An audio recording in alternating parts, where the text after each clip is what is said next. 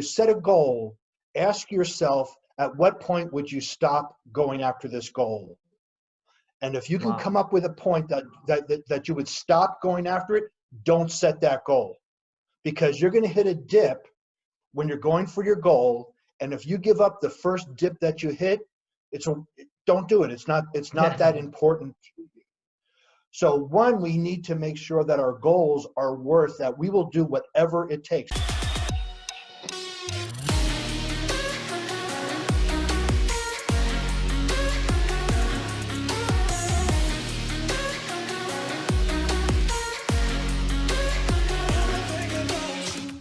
Welcome back to the Max Out Show, where I'm on a mission to help you unleash your full potential. Today's guest is Gregg Swanson, a clinical hypnotherapist, NLP practitioner, and mental strength expert. Gregg has had decades of experience in sales training and athletics, and now combines these unique and powerful insights into what it really takes to help individuals and teams raise their performance to the next level. We had a great conversation here. We dive deep into topics like self-mastery, how to master your own thoughts, your emotions, your belief systems, your action patterns in order to take your life to the next level. We talk about mental rehearsal and how you can use that to prepare for those moments of impact that matter most in your life. And lastly, we dive deep into something we call the dark side, into how to use pain and disappointment and defeat and failure as fuel to push yourself when the beauty of your vision, the beauty of your goals is not enough to motivate yourself into action. So we had a great conversation. I know you're going to love and enjoy this. Let's dive right in. So Greg, you call yourself a warrior mind coach. So for those people that don't really know what to do with that term, can you tell us a little bit about the warrior mindset and what you really try to help people do? Sure, absolutely. So when you look at a warrior, most people think of them as, these rape, pillage, and beat up and conquer and all that. But really, when you look at the esoteric part of it, the samurais and some of the others, a warrior is really somebody who conquers himself. It's about self-mastery. Love that. So the warrior knows physically, mentally, emotionally, and spiritually who they are, what they are, how to do that. So the warrior mindset is the mindset of self-mastery. Yeah, absolutely. Love that. What you speak to is there's not only the mental aspect or the physical aspect. In fact, there's so many kind of parts to this, right? And you call it these four sort of approaches to it, right? So the mental game, right, physical, emotional, and spiritual. So why is it not enough to just train one aspect of those? Well, so that's a great question, Max, and I hope we can get it done within an hour time frame here. So I'll try to keep my philosophy short here. For me, and this works for me, the body, the physical, is the doorway to the mental. And I'm going to use sports analogy, CrossFit, mountain climbing, some of those analogies. When you are involved in a exertion activity, at some point you're going to have a self-talk going, I can't do it, it's too hard. Right then, the doorway to the mental opens up. And so when you get involved with the physical, the doorway to the mental opens up. And when you can be aware of that by training, you'll then be able to silence those critics, that internal critic for you. Then from the mental, you're going to go to the emotional. That is, as soon as you get your self-talk under control, eventually you're just going to get emotions are going to come up for you. They're just going to come up. You're either going to get mad, you're going to start to cry, you're going to have some sort of emotions attached with pushing yourself beyond what you normally did.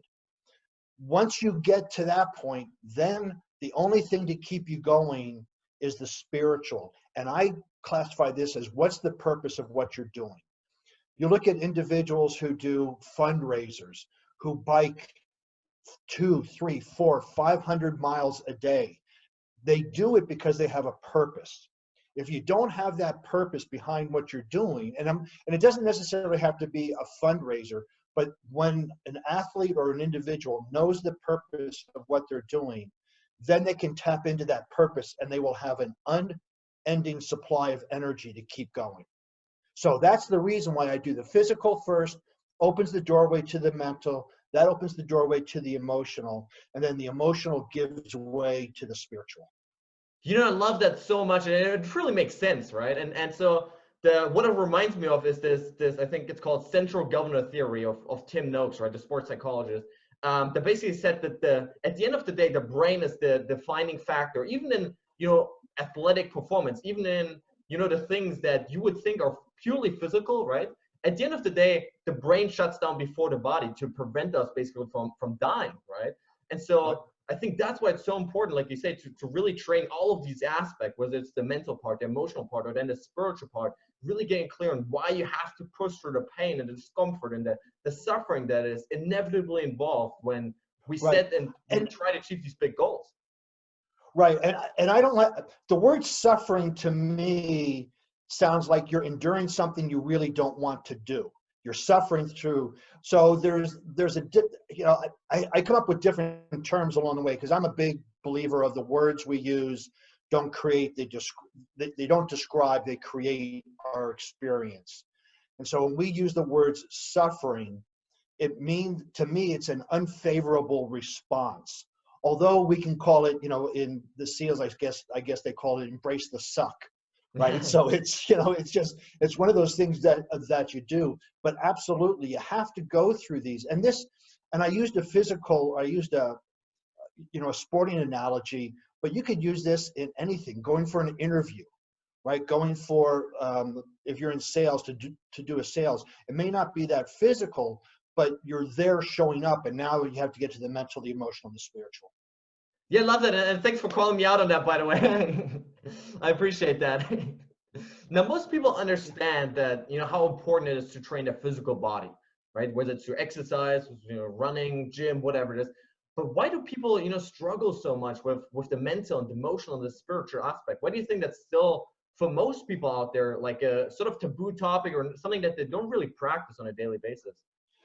Well, that's a great subject and question, Max. And I think that's why you're in the field that you're in. Yeah. I'm in the field that I'm in.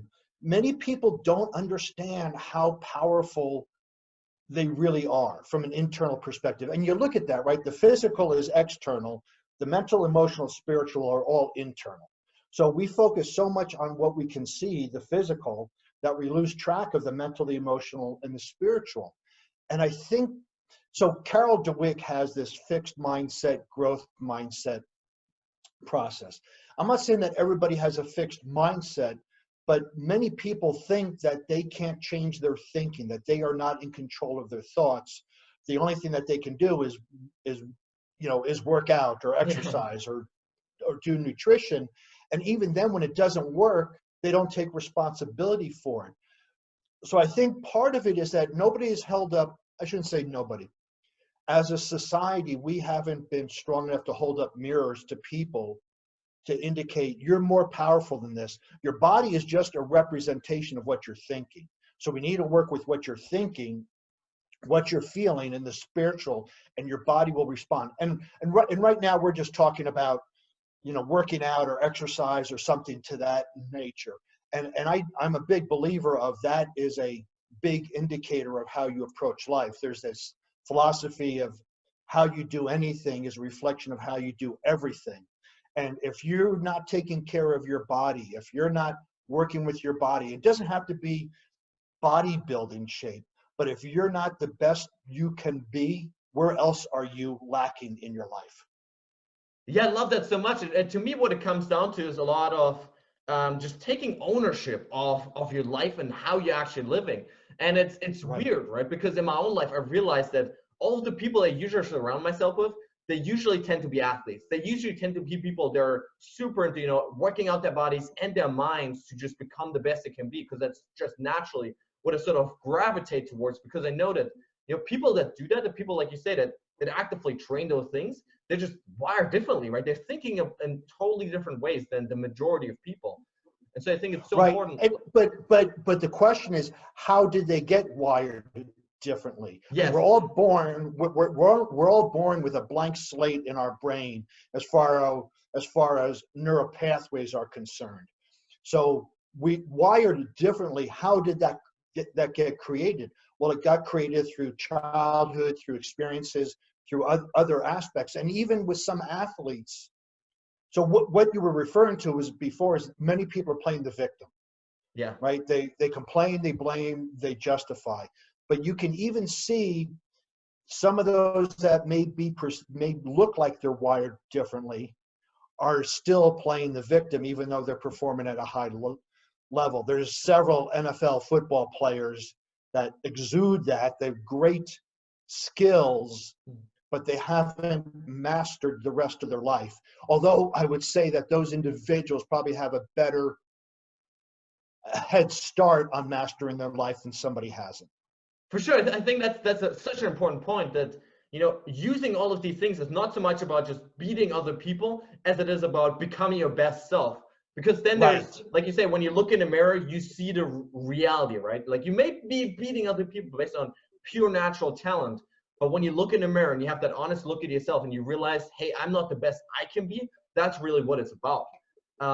Right. And you look at other NFL players like Tom Brady, whether you like New England Patriots or not, whatever. Tom Brady, I mean, his self-efficacy, his growth mindset, all of it. You could take him from football into any career, and he's going to do the same thing. Oh, he would still succeed. He's wired that way. He intentionally wired himself that way. Yes, 100%.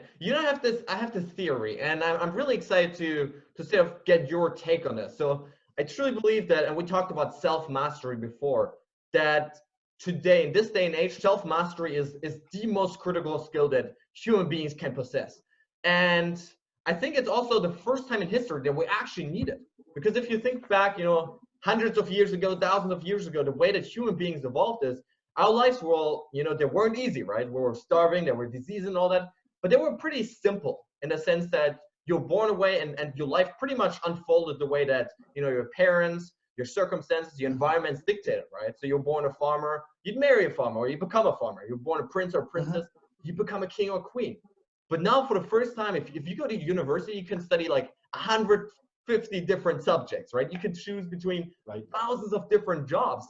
And so what's really required nowadays is this, and I know you talk about this a lot, grit, right? The ability to just take one goal, to just chase basically one thing in our lives and sort of close the door on everything else and just focus on that thing, right? To really stay true and committed to one thing.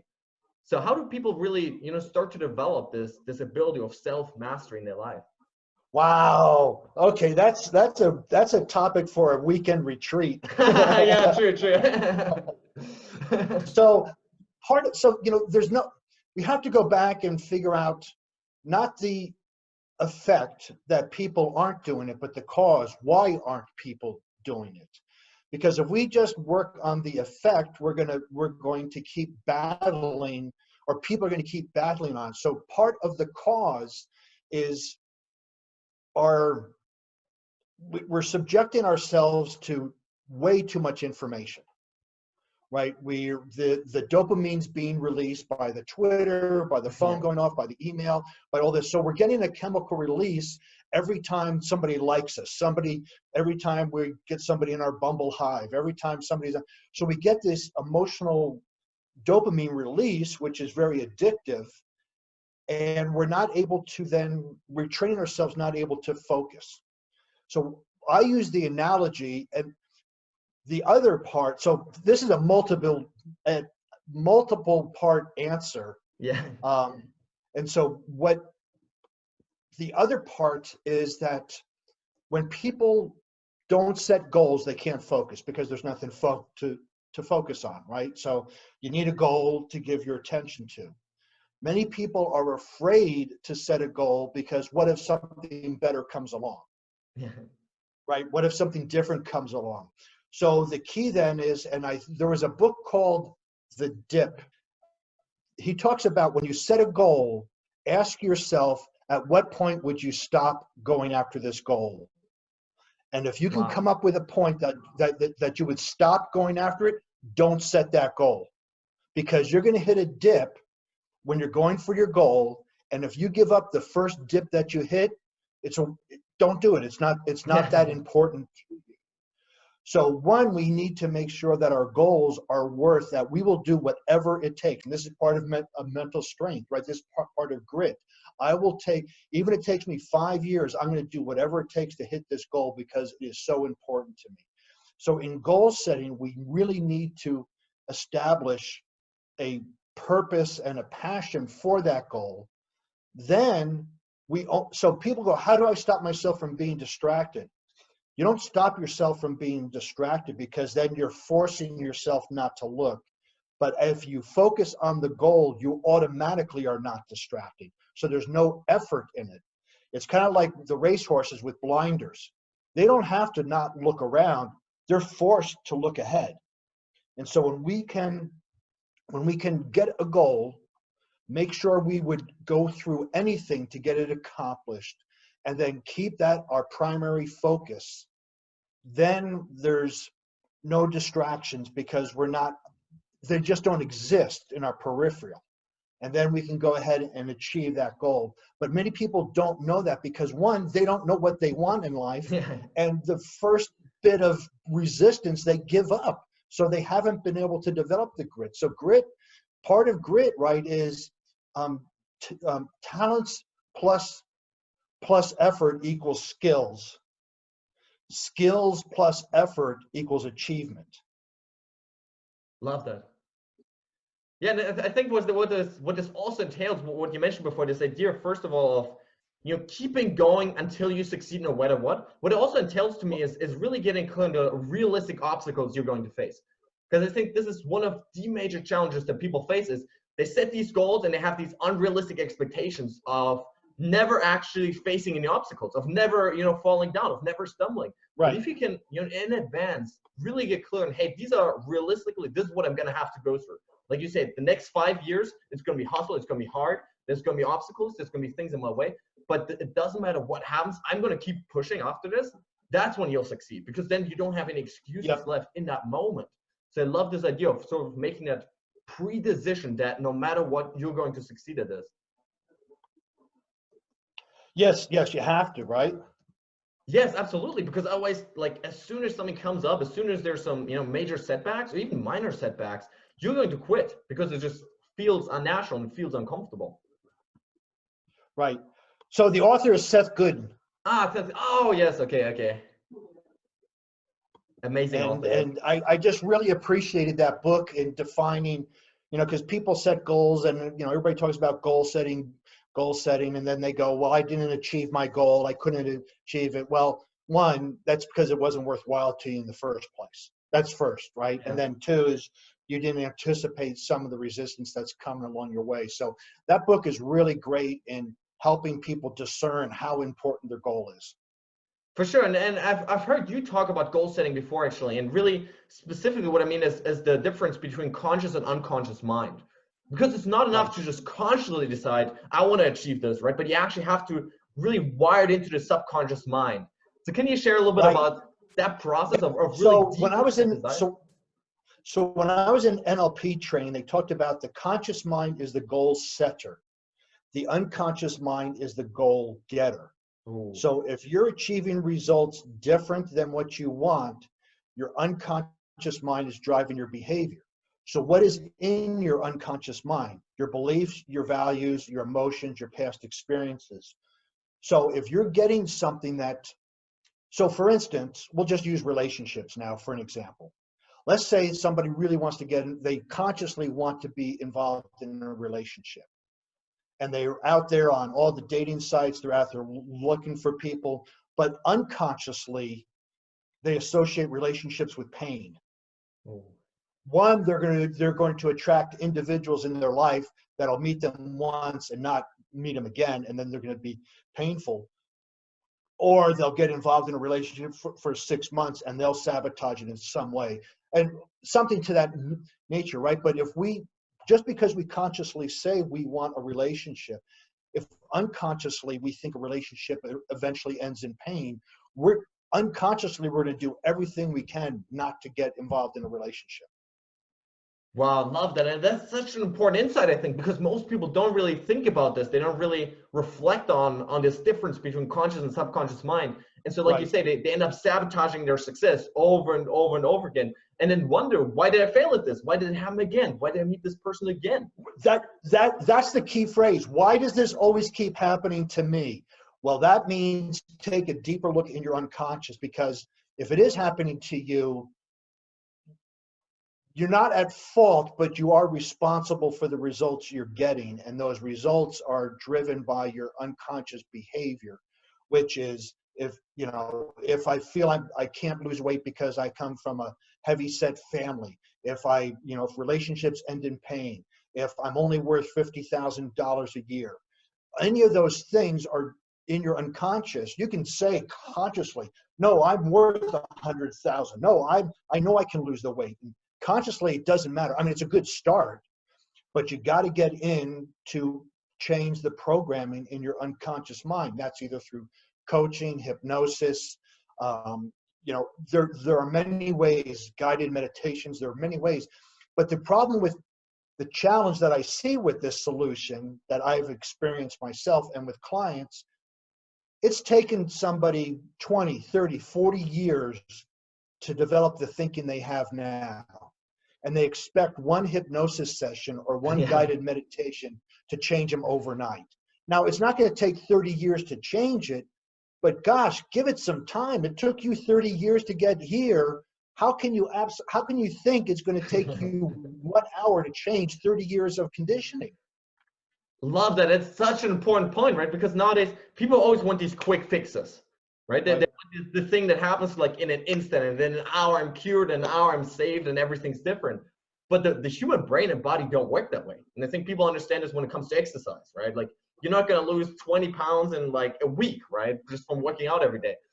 But the same applies to the mental side, right? So like, you start visualizing, you start creating these new beliefs, but it's not going to happen overnight. But just like exercise, it will inevitably happen if you just keep doing it, right? And I think that's an important Right. part to remember. Right.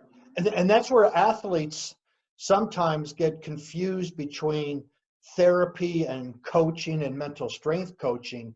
Is they'll go, well, there's nothing wrong with me. Well, we're not saying there's anything wrong with you, but is there perhaps that you could be doing better, and what's preventing you from doing better? And then again, athletes, they just want to go, go, go. And so they have an hour to work on their mind and they want to expect it to be done.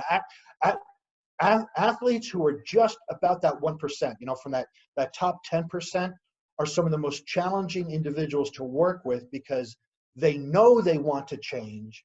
They have a deep desire, but they want it now. And so if you can't produce a result within an hour, they're going to go someplace else.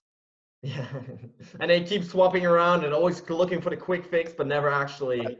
committing to something, right? Which is really the essence of changing anything. Right. So I think, yes, important. 100%. Now let's talk about pressure, right? Because whether you're an athlete, whether you're a salesperson, whether you're even a mom or a dad, we'll experience pressure in our lives, right? And so how do we, when it's about you about to do the game-defining shot, right? You're about to give that public speech. How can people deal with pressure and actually rise to the occasion in the moments that matter most? Wow. These are, Max, these are excellent questions. That Thanks. I know it's a big topic, but right. Actually, really. So the first thing that I help clients understand, that pressure is all internal. You cannot point to the external world and show me pressure. You cannot put pressure in a wheelbarrow. So we have to understand that we are the creators of our pressure. Even if our coach is yelling at us, even if the stands are screaming like crazy for us to miss or make the free throw, it's still, how do we respond to that?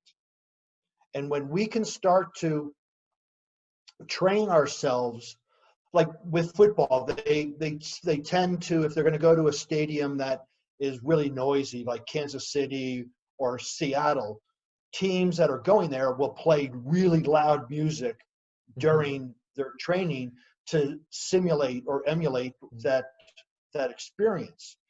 So part of pressure is understanding, where is it coming from? Many times it's, if I don't make it, I'm not a good person. So if I don't make this, they don't think of, many athletes attach their identity to their who they are, their self-worth. So the pressure is, if I don't make this, I'm a bad person. First, so that needs to be resolved. Or people, even sales. If I don't make this sales, I'm a bad salesperson or a bad person. So there's part of the pressure is what the meaning we put onto the event itself. Now, there is some pressure that is good. We need to have some of it because it helps us, right? So there's this, the U, the inverted U, where you have not enough pressure, you don't care. You have too much pressure, you choke. So you have to know what works for you in that pressure situation. And the only way that that can happen is by being put in it and understand it. And then understand why are you choking? Well, if I don't make this sale, I'm not going to get my commission. I'm not going to be able to go on vacation. I'm not going to. So there's a whole domino effects, and and that needs to be released. But one of my favorite ways of helping individuals manage that pressure is mentally rehearsing. When you can, so many people, it's also referred to visualization. I don't like that because many people just see a picture.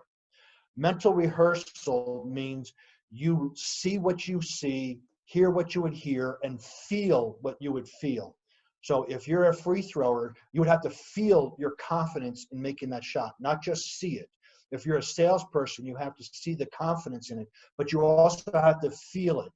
And when you can mentally rehearse the event that's coming up over and over and over again, you're training your unconscious mind to release that pressure and keep it at that peak point. So to answer your question, the biggest one is identify why is this such a pressure situation and neutralize it, or not neutralize it, but bring it back to a more realistic expectation, and then mentally rehearse what you want to have happen.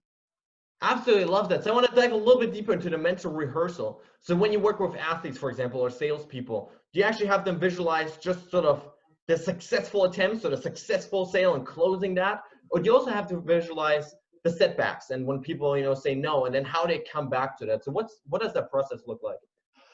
Absolutely. So with let's say golfers or free throwers, something to that nature, we like to look at just the event they want to have happen. So they make the shot, because you don't want to mentally rehearse not making the shot, because those are things that are directly in your control. Putting the ball into the hole, throwing the pass, hitting the return in tennis. Those are individual things that you can control. The things that you can't control, such as sales, you want to mentally rehearse what possible objections might come up, what possible things might come up along the way, and navigate through them to a successful close. But you would be doing yourself a disservice by mentally rehearsing, going in, doing the presentation, seeing them sign on the dotted line. That's not going to happen. That's never going to happen, because you are in an environment where there are things outside of your control. So again, with a salesperson, when you're involved with somebody else, we'll just put it that way, even relationships, even a conversation that you want to have with your significant other when you go home, you want to mentally rehearse how confident you're going to feel in delivering your information, how confident you're going to have with that, and anticipate some of the roadblocks that may come along and how you will navigate them. A good example, let's just say do you mind if I give another example? Oh yeah, please go for it. Right. So let's say there's a person out there that's just started a nutrition program and they want to be able to get down to their ideal weight and perhaps body fat. And they're doing well, and they're invited out to a dinner with a group of friends. Many people would just go, ooh, that's going to ruin me, but I'll just go out and suck it up and I'll start all tomorrow. Well, what I suggest is mentally rehearse you going to the restaurant, meeting all your friends, hugging them, having a great time, sitting down, denying a cocktail. When the break comes, see yourself take it and pass it over to somebody else. Look at the menu, pick the salad with the chicken, right? Mentally rehearse how you still can go out, make better selections, and still have a great time, as opposed to just giving up. Absolutely love that. I think that's for anyone struggling with weight, especially. That is such a useful and practical tip that you can start applying in your life. And I really love the distinction between things that you have absolute control over, like your shot or your throw, whatever, and then actually just visualizing the success, and things that may be influenced by outside circumstances, and then visualizing how you're going to overcome those obstacles. I think such a powerful, really distinction. So Right. absolutely love that. Right. And the ones where you don't have complete control, you do have control over how you're going to respond. You do have control over the questions you're going to ask. You do have control over your reaction or responding to a situation. And so eventually you want to see a successful outcome, but it's not going to be that straight line like you would in golf or tennis or some other one-on-one sport. Yeah, exactly. But still always visualize the successful outcome in the end. Right. No, love that. Now I want to talk a little bit about your own backstory. So what made you so interested? Because I know you're just absolutely obsessed with the warrior mind. What got you into this field in the first place? Oh, so when I was in corporate sales, I was in sales for over 25 years. And I forgot how, but I ended up listening. I think it was because Tony Robbins' infomercial way He got us back all. long time ago, and The Power Within or something like that. So I would start. This is when there was cassette tapes. That's how long ago it was. So I would have a commute to my office of 50 miles one way. Wow. So I would use that as a time to start listening to Tony Robbins. So as I listened and developed it, I started to apply those things. My sales kept increasing. My quota, my revenue, my commission kept increasing. So then I got on this massive journey of personal development, professional development, but I didn't realize it was mindset at that time. Then when I started lifting and getting involved in other sports, I realized that the discipline that I built in sales carried over to rock climbing, mountaineering, lifting weights, hiking, doing some, all those great things. And it was there that I kind of correlated that, hey, it's the mindset that really is driving all this. And again, I didn't get into it as far as, the beliefs. I didn't understand beliefs were subconscious at that point. And so then at one point I was downsized from work because of various situations and thought that this was a sign from the universe to go ahead and change careers. And so I've been doing coaching for over 11 years now, but it's all been, there's been many steps in between that. But what I realized is that so I use the TFAR model, right? Our thoughts lead to feelings, which lead to actions, which lead to results. But then before the thoughts come your beliefs. So it's the BTFAR. Right. So it's your beliefs that lead to your thoughts, which lead to your feelings, which lead to your actions, which lead to your results. And that's where I base all of my coaching on. Absolutely love that. Now, what does your mental strength training look like today? Like, do you still work on those, changing those underlying fundamental beliefs every day? Do you use mental rehearsal? What is your usual, morning routine or whatever, whenever you practice it? What does it look like for you? For me personally? Yes, exactly. Okay, wow. So I wake up at 5 and I'll do a half hour to 45-minute meditation, guided meditation, hypnosis. I have a library of different audios that I listen to. Then when I get done with that, I'll do a little reading to find some inspiration for positive quotes that I put up. I'm active in the morning. I'm very active on Instagram, Facebook, and LinkedIn, creating pictures with quotes and writing some stories about those quotes. And then normally around 9 o'clock is when I start with my coaching, finish up in the afternoon. Then when I go to the gym, I purposely set goals. So I track all my lifts, which I think is important to track your results as far as developing mental strength, because you have goals. So I set goals every time I go to the gym, and I want to track them to see how well I'm doing at them. I will then at the gym really watch my self-talk, my energy. I'll change music to get my energy up there. And so I use that as a physical to get to the mental part. And then when I come back, have dinner, but then I'll read some stuff at night. And I shouldn't say I always, my intention is to constantly improve through different books. Like Joe Dispenza is one of my favorite authors right now. Oh, great guy, yes. Right. And so I really, when I read one of his first books, Breaking the Habit of Being Yourself, it really resonated with me. His latest book, Becoming Supernatural, I'll go in there and I'll do those meditations. So the thing that I the thing that I do is if I find a book, I'll stay with it for several months. Wow. Doing the exercises. Because I realized that before I would read a book and I wouldn't do the exercises. So I had the knowledge, but I didn't have the wisdom, right? The wisdom is taking the knowledge and applying it in life. And I realized I had all this knowledge, but I had no proof that it worked. So now I'm not so much concerned about how many books I read a year. It's how many books do I apply every step to my life. Oh, I love that, because I hear so many people talk about, oh, I read like a book a week, right? I read 2 books a week. But the question is always, how much of the book do you actually, first of all, remember? And then, like you say, actually apply to your life to actually change something. Because at the end of the day, the goal is not to just soak up information. It's to actually do something with that information to better our lives, right?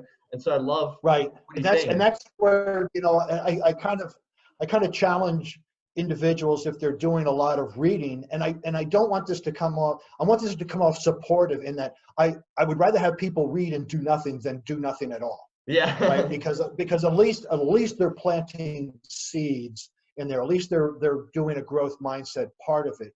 But what I would like to do is use the mental strength and take that book, develop an action plan for each chapter, and apply it to your life until it's unconscious behavior, then go on to the next book.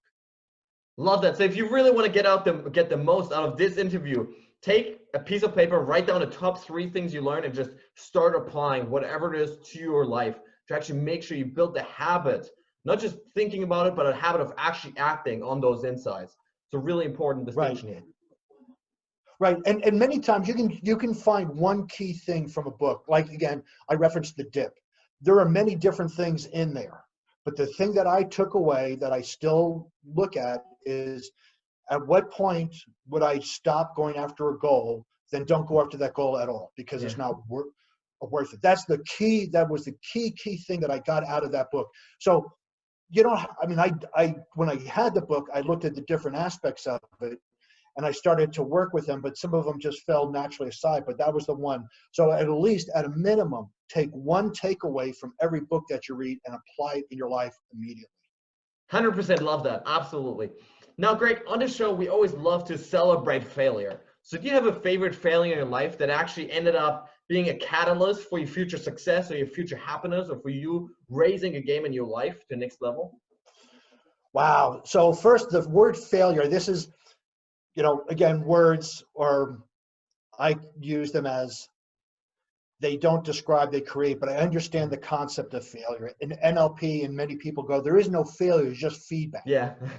Right. So when you say failure, wow, there's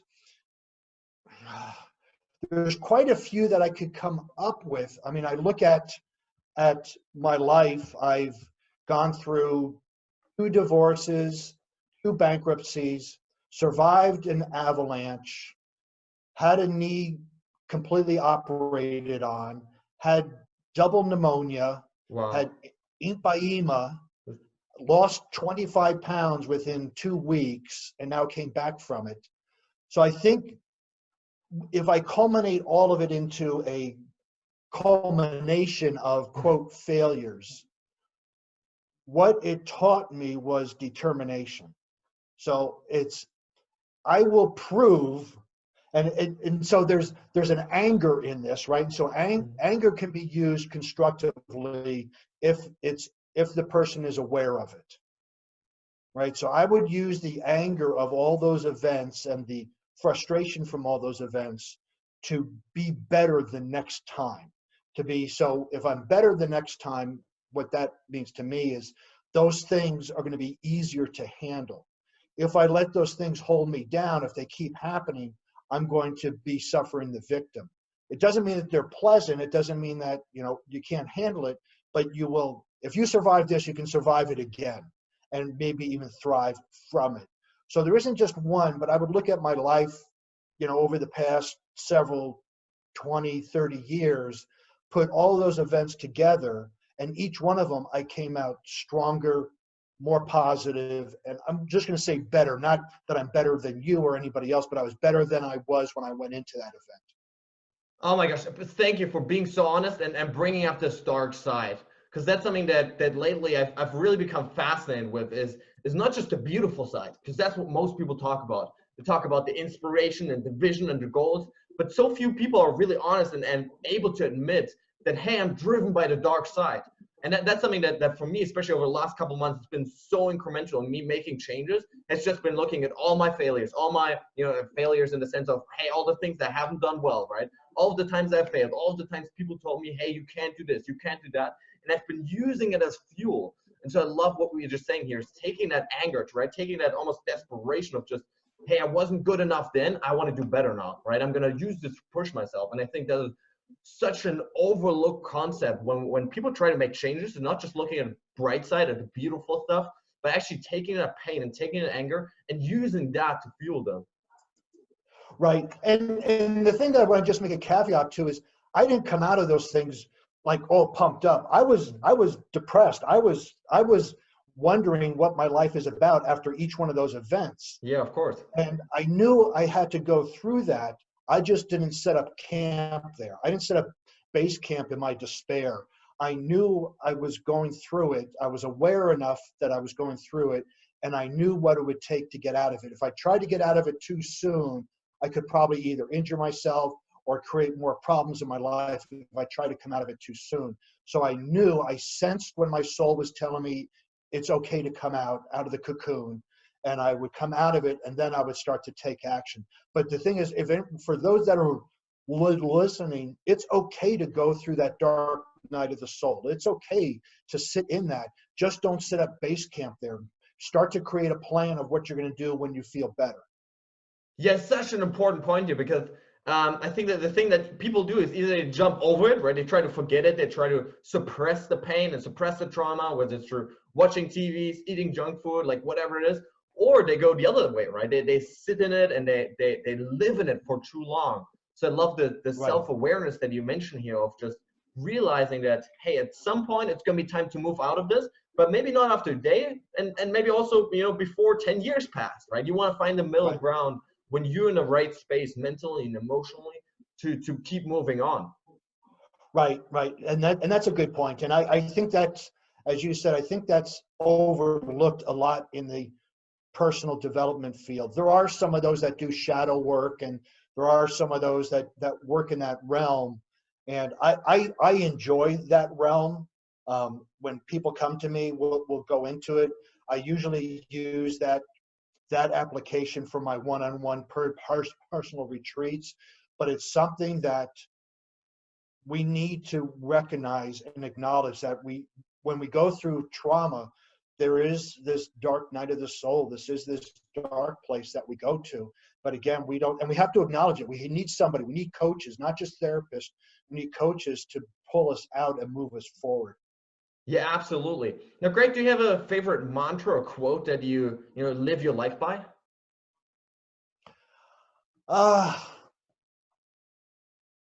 There are several, depending on the month, the year, the day. But part of it is, and I paraphrase this differently on my podcast, but you're responsible for programming your own mind. And if you don't take that responsibility to program your own mind, the world will program it for you. Love that. And that's something that's easy to recite. It's kind of, oh yeah, that's great. But when you really think about it, so how do we let the world program our mind? The opinions of others. And we go, well, I don't care what people think. Well, you may not care what people think, but if you watch the news and listen to people and do different things, you're letting them, the pharmaceutical companies with their ads are programming our mind. all of that.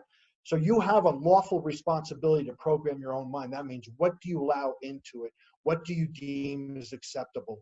And if you don't do that, if you don't set up a guardian around your beliefs, you're just going to be taken down the stream because the world's going to program you for you.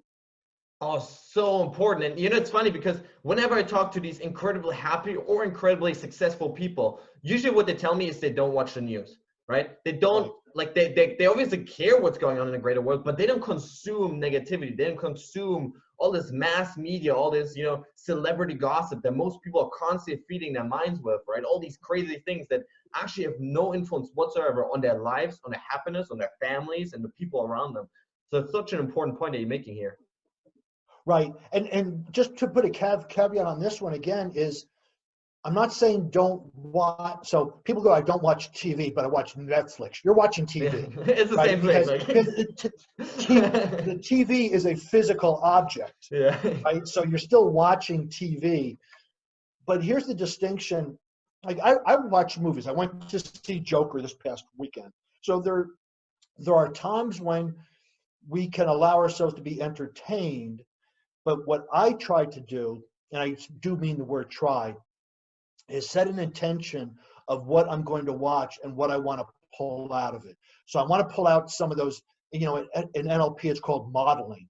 So there's characters that I watch going, ooh, what is this person modeling now? And how can I embody that in my life tomorrow or the next day? So I'll be entertained, but then when there's a scene where there's a character really doing something powerful, then if I'm in awe of it, it means that I'm denying that of myself. So how can I live my life to bring that out? So I use movies and TV shows as mirrors to my soul. Wow, I've never heard that before, thought about it but that way, but there's such an incredible idea of having these role models really of inspiration out there, right? And so when you already, you know, entertain yourself, actually getting something out of it, drawing that inspiration, drawing those lessons out of it, such a cool idea. Right. And so, you know, given people can make excuses to watch anything, Yeah. I would say that, you know, really be mindful of how you want to develop your own personality, for lack of a better word, or your own life. Watch characters who can give you the strength, the humor to help you move along that line, and then emulate them. Absolutely love that. Now, Greg, what do you think is the #1 thing that destroys people's mental strength? Themselves. Yeah, themselves. Seriously, I mean, it's the stories we tell. We live the stories that we tell ourselves. So if you want to live a different life and develop mental strength, start telling yourself a different story, right? The stories are, I can't do this, this happens, my significant other is this, the food is this, and we create these stories. And then we exaggerate the stories, and that just programs ourselves for mental weakness and not mental strength. So if we really want to live an empowered life, you know, if that's the goal that we want, and we're not going to let anything get in our way, then we need to understand that there are things in life that we have to do. Probably the biggest thing that I would say is the contributor is people don't have a sense of purpose. Wow. And purpose is, why were you, Max, put on this earth? Not why are you going to college for positive psychology, not why are you an athlete, not why are you a salesperson, but why were you put on this earth?